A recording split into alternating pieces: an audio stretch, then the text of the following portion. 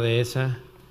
El siguiente trabajo lo presentará el doctor Alan Contreras, del Departamento de Criopreservación, Histocompatibilidad y Trasplante del Instituto Nacional de Ciencias Médicas y Nutrición Salvador Subirán, y es otro de los retos que tenemos vigentes en hepatología en nuestro país, cómo mejorar el sistema de distribución de órganos. Doctor Alan Contreras. Muchas gracias, doctor Wolpert. Les agradezco a los miembros de la Academia Nacional de Medicina el honor de poder estar aquí y también a los miembros de la Fundación de la Salud Hepática. El tema que voy a tocar hoy es un tema que me ha apasionado desde hace muchos años. Yo me dedico a hacer cirugía de trasplante hepática y bueno, me parece que es algo que es muy importante, que hay que hablar acerca de la situación de nuestro país y platicar un poco de qué es lo que se está haciendo en otros lugares y qué es lo que podemos hacer nosotros dentro de nuestra cultura para hacer que sea una realidad para más y más mexicanos. La idea de poder hacer un trasplante y hacer un reemplazo de un órgano es una idea muy viejita, pero realmente dentro de la medicina tiene éxitos bien connotados desde hace muy poquito tiempo. El primero exitoso entre seres humanos fue un trasplante de riñón en 1954 en Boston, por lo que el doctor Joseph Murray recibió un premio Nobel, y muy poquito tiempo después el doctor Thomas Starzl hizo el primer trasplante de hígado exitoso en la Universidad de Denver, y a partir de ahí empezó toda una cadena de trasplantes de este y otros órganos, pero desafortunadamente eran ejemplos anecdóticos en donde no había realmente un resultado que se pudiera observar como bueno, y esto debido a la complejidad que tiene el sistema inmunológico para podernos defender de lo que no nos pertenece, ya sea un virus, una bacteria o incluso un órgano, hasta que de repente empezaron a aparecer algunos medicamentos como la ciclosporina y aumentaron la tasa de éxito en los trasplantes. Bueno, de allá para acá ha habido un largo recorrido en el aprendizaje y en la obtención de conocimiento acerca del sistema inmunológico y otras partes que son importantes en el éxito de los trasplantes, y ahora sabemos que podemos intervenir como médicos en muchas de estas etapas para lograr que un trasplante sea exitoso, y tenemos sobrevidas a muy largo plazo con excelente calidad de vida en los trasplantes. Quiero hacer una pausa aquí para hacer una pregunta en donde quiero llamar la atención de todos ustedes, y la pregunta es: ¿quién puede necesitar un trasplante hepático? Y yo les puedo asegurar que casi absolutamente nadie de los pacientes que hemos trasplantado pensó que en algún momento lo iba a necesitar. Cualquiera de nosotros podemos ser en algún momento un paciente en una lista de espera, en espera de que un órgano pueda cambiar nuestra expectativa de vida y nuestra calidad de vida. Y esto obedece, como ya hablaron el doctor Kresenovich, el doctor Jonathan Aguirre, la doctora Dehesa, es que hay muchas patologías de hígado en nuestra sociedad. Sabemos, por ejemplo, que el alcohol está realmente muy cercanamente relacionado con problemas del hígado. Ahora el hígado graso es otra que está llegando como una epidemia muy importante por la obesidad, por la diabetes, pero existen muchas otras, como por ejemplo enfermedades congénitas como enfermedad poliquística, enfermedad de Caroli, colangitis recurrente, hepatitis autoinmune, cirrosis biliar primaria, atresia de vía biliar, hemocromatosis, muchas de estas que vemos en pacientes jóvenes haciendo una vida totalmente normal y un día tienen manifestaciones de enfermedad hepática tanto aguda como crónica, y otras que se deben, por ejemplo, a un daño agudo establecido por algunos de los medicamentos. Sabemos que el paracetamol en una dosis excesiva está asociado con toxicidad hepática, pero existen muchos otros medicamentos asociados a toxicidad hepática en donde alguna sola dosis de manera idiosincrática puede llevar a un paciente a tener una falla hepática aguda o fulminante. Y aquí está una lista de medicamentos que cuando uno revisa en la literatura, es una lista que va creciendo y cada vez hay más medicamentos que de manera idiosincrática ocasionan una falla hepática aguda. ¿Por qué es importante reconocer a un paciente con falla hepática aguda? Porque sabemos que existen muchas causas reconocidas, pero muchas otras causas que no se han asociado realmente a esto, pero cuando indagamos en los pacientes vemos que hay antecedentes en el consumo de sustancias a lo mejor de origen desconocido, de herbolaria, y otras en donde ya sabemos que existe una relación franca con daño hepático, y algunas otras muy raras, como por ejemplo esta fruta que es una fruta de aque de las islas del Caribe, que se ha asociado en el consumo su consumo con enfermedad, falla hepática fulminante en algunas poblaciones de riesgo. Y cuando un paciente tiene falla hepática aguda, en un estudio de más de 2,000 pacientes en una base de datos en Estados Unidos, la probabilidad de que ese paciente tenga regresión espontánea de la falla hepática aguda es menor al 50%. El otro 50% es más probable que fallezcan o necesiten un trasplante para poder seguir adelante. Poniendo todo en consideración, tanto los pacientes con una falla hepática aguda como aquellos que tienen una falla hepática crónica, realmente sabemos que el trasplante es la mejor alternativa de expectativa de vida como de calidad de vida para la inmensa mayoría de los pacientes. Y cuando uno está enfrente de un paciente, tiene que verlo y tiene que preguntarse qué es aquello realmente tan grave que me va a negar la oportunidad de darle este beneficio terapéutico que ya ha dejado de ser una modalidad experimental y que ahora sabemos tiene beneficios cuantiosos. Y realmente son muy pocas contraindicaciones: la enfermedad cardiopulmonar avanzada, una enfermedad maligna extrahepática al momento del trasplante, hipertensión pulmonar y desde luego estar en un consumo activo de drogas y alcohol. Hace rato el doctor Krasanovic decía que esto ha cambiado, incluso ahora hay trasplante en pacientes que tienen hepatitis alcohólica con resultados bastante promisorios en pacientes muy bien seleccionados, pero representa un tema ético debido a que tenemos escasez de órganos, no se los podemos dar a todos y entonces tenemos que seleccionar a los pacientes que podrán tener el máximo beneficio. Desde luego un paciente con enfermedad hepática aguda, con abuso en el consumo de alcohol, pues prende alertas rojas de si no va a maltratar ese hígado después del trasplante. Cuando al principio esto era algo esporádico, pues era muy fácil decir, como vayan llegando los podemos ir trasplantando, pero con el paso del tiempo, que dejó de ser una modalidad experimental y se convirtió en una modalidad terapéutica muy bien conocida, pues la lista se hizo increíblemente grande y muchos de los pacientes que estaban esperando en la lista de espera iban a morir porque no iba a llegar un trasplante para ellos. Entonces tuvimos que movernos de una modalidad de el primero en la lista hacia el más enfermo va primero, y esto tiene mucha lógica. Para el caso de hígado, la mayor parte de los órganos vienen de donantes con muerte encefálica, que llamamos donantes cadavéricos. Tenemos que cuidar esos pocos órganos para nuestros pacientes y entonces tenemos que dárselos a los pacientes que más los necesitan. ¿Cómo sabemos quién es el paciente que tiene la mayor probabilidad de muerte en la lista de espera? Pues bueno, desde hace mucho tiempo, hace más de 16 años, se demostró a través de un estudio hecho con pacientes en la Clínica Mayo en Rochester que, tomando en cuenta muchísimos factores de riesgo, se pudo ver que esta población de pacientes, 231 pacientes con cirrosis a los que se les hizo unos tips, 110 de estos pacientes murieron y 70 durante los primeros 3 meses. Y después de analizar múltiples factores de riesgo, por ejemplo, si tenían ascitis, si habían tenido encefalopatía, si eran blancos o hispanos o African American, como le dicen ellos a la raza negra, pues vieron que solo estos 3 factores de riesgo impactaban realmente en un modelo matemático que se conoce como MELD en la sobrevida de los pacientes. Esto es muy importante porque hasta antes de este estudio los pacientes se enlistaban y a veces se daban los órganos de acuerdo al tiempo en lista de espera y realmente había pacientes enlistados por mucho tiempo que no tenían un riesgo inminente de muerte y otros que tienen muy poquito tiempo en la lista de espera y podían morir en poco tiempo. El score de MELD, por sus siglas en inglés, pues demostró tener un valor predictivo positivo muy importante para mortalidad y aquellos pacientes con un score por debajo de 9 tienen una probabilidad menor al 5% de muerte a 3 años. Y aquellos pacientes con un score por arriba de 40, una mortalidad superior al 80% en 3 meses. Tenemos que tomar en cuenta que esto es hecho en Estados Unidos y muy probablemente en México esto sea incluso aún peor debido al tipo de atención a la salud que tenemos, que es diferente.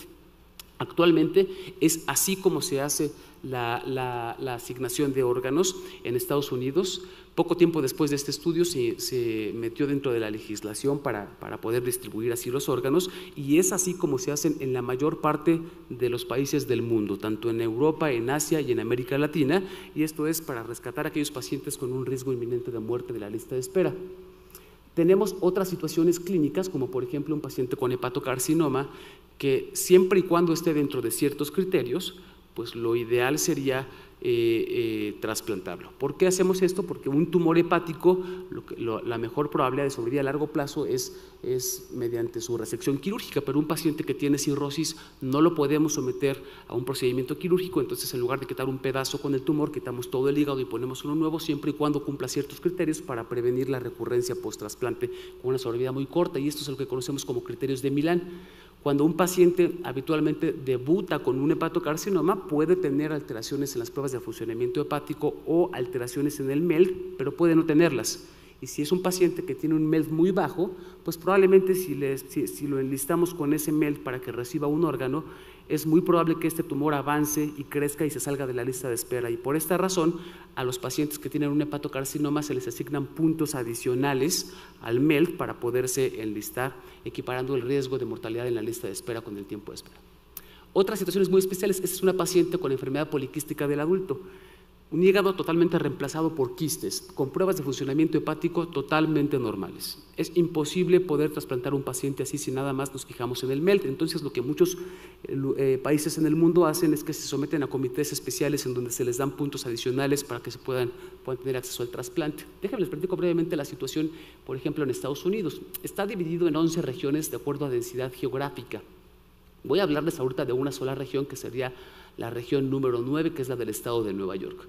A su vez tiene muchos hospitales y no todos los hospitales pueden realizar trasplante hepático. El gobierno vigila muy bien qué hospitales tienen esas atribuciones para tener un mejor cuidado de los recursos, no solo los financieros, sino de los hígados. ¿Cómo sucede? Vamos a poner un ejemplo. Hay un escrutinio constante de donantes, se identifica un potencial donante y entonces la Oficina Central de Trasplantes va y hace una evaluación junto con un coordinador que asesora tanto a la familia como a los médicos para que se lleve a cabo el diagnóstico de muerte encefálica, y finalmente son los que abordan a la familia para pedir el consentimiento de la donación y le dan tratamiento adecuado al donante. Esta persona que se encuentra en el hospital donde se encuentra el donante sube en una base de datos en internet codificada, segura, la información del donante y se hace una asignación automatizada. ¿Esto qué quiere decir? Que en toda la región existe una lista única y cuando aparezca un donante en esa región, cada uno de sus órganos se le van a dar a los pacientes que más necesitan esos órganos en toda la región. De tal manera que se envía una alarma automatizada, aparece información del donante y se despliega una lista por cada órgano, esto es en particular del hígado, basado en la clasificación de MELD. En primer lugar hasta arriba el paciente con el MELD más alto y de aquí subsecuentemente hacia abajo. Esto es sin importar dónde esté el paciente, si se encuentra en un hospital académico, público, universitario, privado, eso no importa. Lo que importa es que ese paciente en particular, independientemente del acceso a la medicina que tenga, es el que tiene mayor riesgo de muerte y así es como se le dan los órganos. En las próximas diapositivas voy a hablar un poquito de la situación de actividad del trasplante en México y cómo hacemos las cosas nosotros y pensar en qué cosas podríamos adoptar de modelos extranjeros. Como sabemos, la enfermedad hepática es bastante prevalente en nuestra población y ocupa la segunda causa de mortalidad en pacientes de edad productiva entre los 15 y 64 años de edad, alrededor de 20,000 muertes al año. Y México tiene una característica particular al respecto. Somos el segundo país de población, con mayor población en América Latina, después de Brasil. Y sin embargo, tenemos una tasa de donación muy baja, yo diría dramáticamente baja. Tenemos a países como Puerto Rico, Uruguay, Argentina, Colombia, Cuba, Brasil, Chile, Panamá, Costa Rica, Venezuela y Perú, que todos estos países tienen más donantes por millón de habitantes que México. De tal manera que si tenemos pocos donantes, tenemos pocos trasplantes.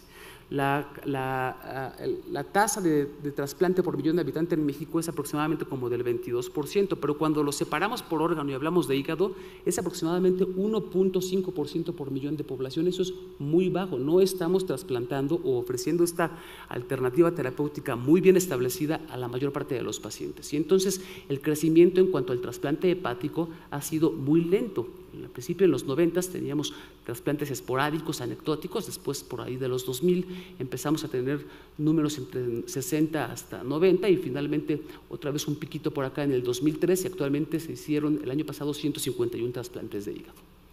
Una limitante para obtener órganos es que en México la ley establece que cada centro médico, cada hospital en donde se va a llevar a cabo una cirugía de recaudación de órganos necesita una licencia de procuración.